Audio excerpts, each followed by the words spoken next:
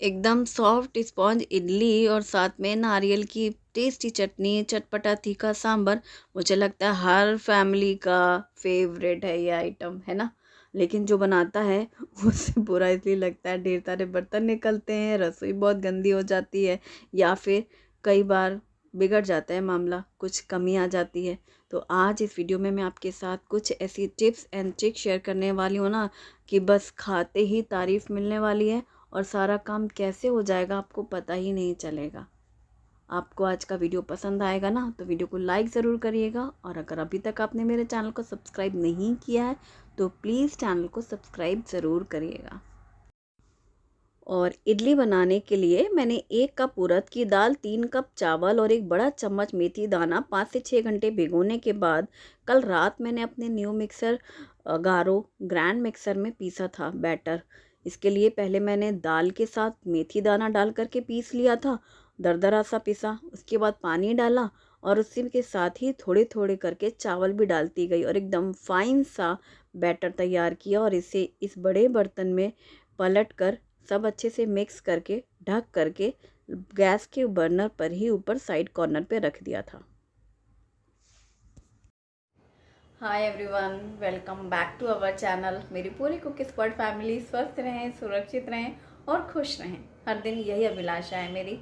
और कल जो बैटर मैंने जिस ठिकाने रखा था ठीक उसी ठिकाने वो रखा का रखा ही है। अभी उस बैटर का आगे काम शुरू करते हैं। गैस के लास्ट बर्नर पर ही ये पॉट वैसे ही कि ढक के रखा हुआ था, और भुसावल में ना तो ठंड है इन दिनों और ना गर्मी है। हालांकि सब जगह ठंड शुरू हो गई है, तो यहाँ जब ठंड नहीं है तो यहाँ गर्मी नहीं है, मतलब एक नॉर्मल सा मौसम है।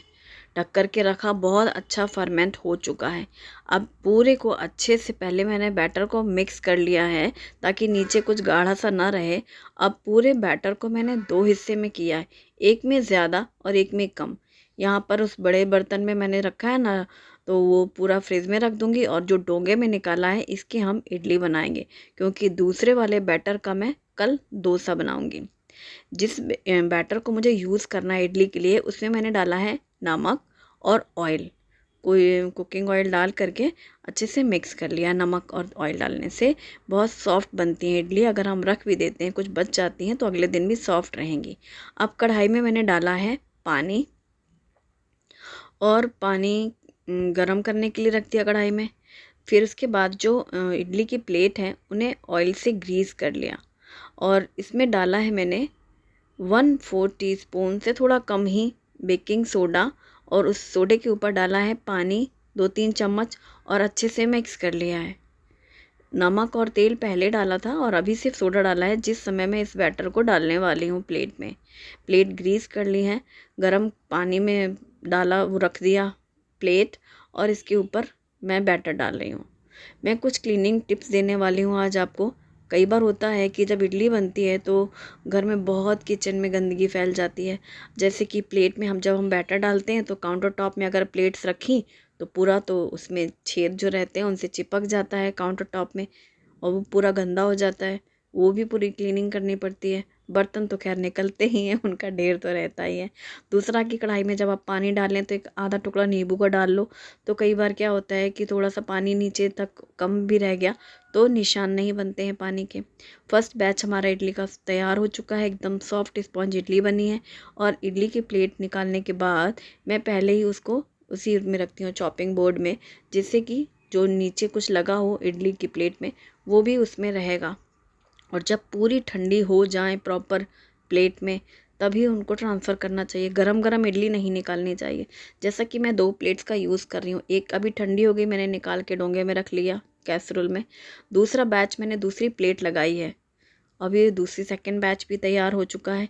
अब जो पहली वाली जिसमें बनाई थी वो मैंने अब दोबारा रखी है, यानी तीसरा बैच बन रहा है वो इस वाले, यानी 2 प्लेट्स का मैं यूज़ कर रही हूँ कंटिन्यू। एक को मैंने पहले बनाया और जब वो ठंडा हो गया निकाला और कैसरोल में डाला, और दूसरा वाला हमने प्लेट लगा दिया। तो 2 चीज़ें होती हैं, एक तो जब आप डाल रहे हो बैटर तो आप सीधे उसके ऊपर रख दो कढ़ाई या जो भी आपका पैन है और उसमें डायरेक्ट डाल दो, तो आप नीचे छेद में जो नीचे चिपकता है वो नहीं चिपकेगा। प्लस अगर आप चॉपिंग बोर्ड के ऊपर रखें या किसी प्लेट का यूज़ करते हैं तो जो भी होगा गंदगी उसमें रहेगी। लंबे बर्तन को अब मैं फ्रिज में रख दे रही हूँ, क्योंकि मैंने 4 प्लेट्स बना ली हैं इडली। 4 प्लेट ज़्यादा हैं हमारे घर में, वो बनाई गई हैं इंटेंशनली ज़्यादा। अगले दिन शुभम को स्कूल में फ्राई इडली टिफ़िन में लेके जाना है, उसको बहुत पसंद है, उसने पहले से बोला हुआ है। तो ये ज़्यादा सी बनाई हुई हैं, कल के नाश्ते के लिए भी हो जाएंगी और इस शुभम का स्कूल। तो यहाँ पर तैयार, ये देखो पूरा काउंटर टॉप क्लीन है। लास्ट बैच अभी बन रहा है, कढ़ाई पर ही मैंने डाले हैं हर बार। और मैं चॉपिंग बोर्ड के ऊपर रख रही हूँ मोल्ड प्लेट, जिससे कि जो थोड़ा बहुत उसमें नीचे लगा हो तो वो काउंटर टॉप में नहीं चिपकेगा। बोर्ड में क्लीन कर लूँगी, उठा करके साफ़ कर लेंगे। तो कितनी बार साफ़ करते रहते हैं हम लोग। और कढ़ाई में नींबू डालने से निशान नहीं पड़ते हैं पानी के। और ये कैसरोल में इडली रेडी हो चुकी हैं, इन्हें बंद कर देंगे। तो इडली गर्म रहेंगी कैसरोल में, अब आगे काम होंगे। और ये जो चॉपिंग बोर्ड है उसमें थोड़ा सा लगा है ना इडली का, ये हम जैसे मैंने ऑयल से ग्रीस किया तो ऑयल भी लगता है, तो वो सब इसमें लगा है। इसे मैं क्लीन कर लूँगी तो पूरा काउंटर टॉप क्लीन है और कोई गंदगी नहीं। अब मैं बना रही हूँ नारियल की चटनी। तो मैंने निकाले हैं फ्रीज़र से नारियल, कच्चा जो गीला वाला नारियल आता है ना पानी वाला, उसे फोड़ कर बड़े बड़े पीसेस करके मैंने जिप पाउच में फ्रीज़र में स्टोर किए हुए हैं। ये मुझे बहुत ही शानदार टिप लगती है, क्योंकि जब भी मुझे घर में बनाना हो नारियल की चटनी तो उस दिन फिर बाज़ार से नारियल मंगवाना, फिर नारियल किसी का इंतज़ार करो कि कोई फोड़े। हम फोड़ते नहीं हैं घर में, खुद से जेंट्स चाहिए।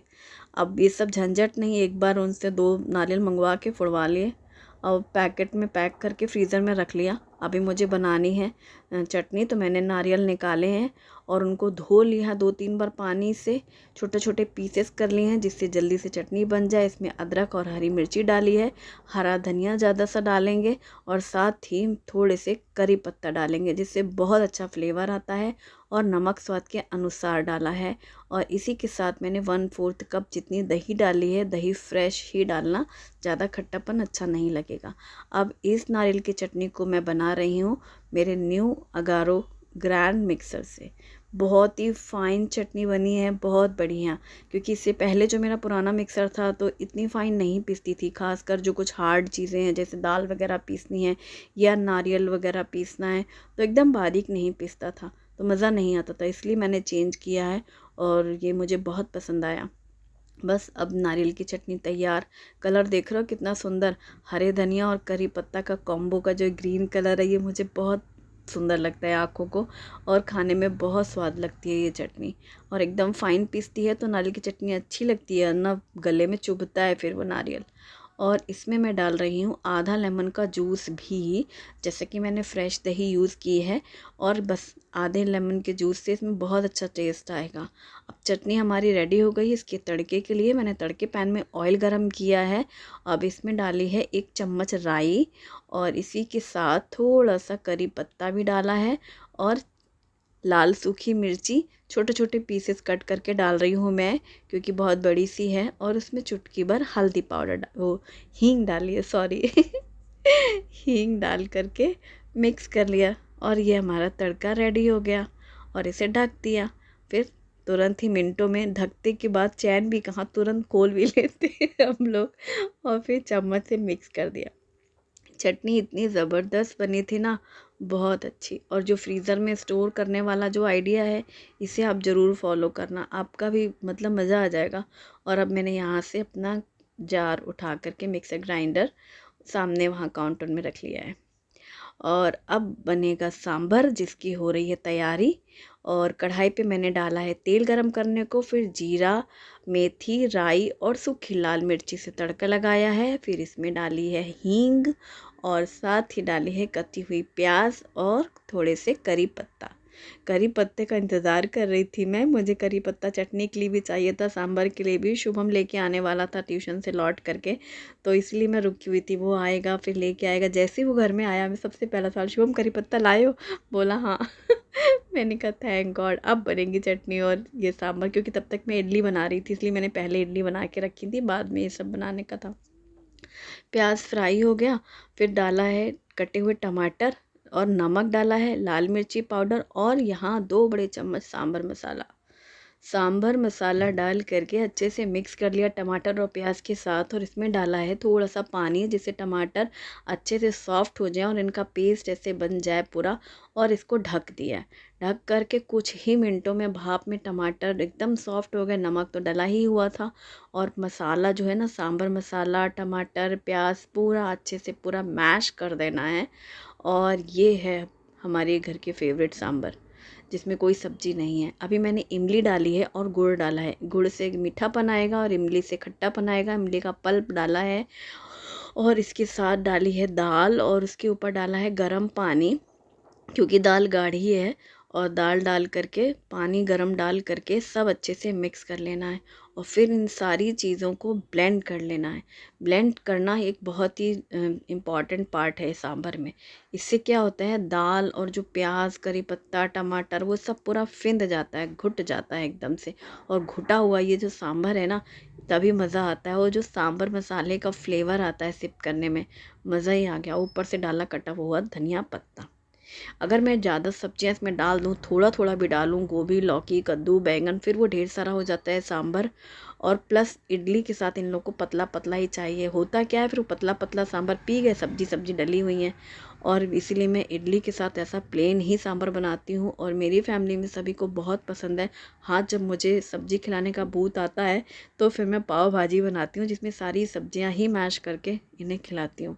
और सब्जियाँ तो रेगुलर बनती ही हैं घर पे। और सांभर ऐसा ही बनने लगा है सालों से, और ऐसा ही बनाती हूँ मैं, जिससे कि ज़्यादा से ज़्यादा क्वांटिटी में ये लोग पिएँ, फिनिश करें। ये ना हो कि बचा रहे। और ये रही हमारी इडली प्लेट, जिसमें है चटनी नारियल की, गर्मा गर्म पतला सांभर, और खाने में बहुत ज़्यादा स्वाद, और सॉफ्ट स्पॉन्जी इडली। शुभम ने पहले से ही बोल दिया था ट्यूशन जाने के बाद कि मम्मा इडली थोड़ी ज़्यादा बनाई है ना, उसके फ्रेंड्स को भी बहुत पसंद है, लेके जाएगा कल वो। हमने कहा हाँ, बना के रखी है तुम्हारे लिए, सब स्टॉक में है। और बस खाने के बाद ये हमारी किचन क्लीनिंग, ये भंडारा, मतलब खाने वाला भंडारा से ज़्यादा ये वाला भंडार इकट्ठा होता है। लेकिन क्लीनिंग आराम से हो जाती है यदि आप अच्छे से काम करें। Thanks for watching.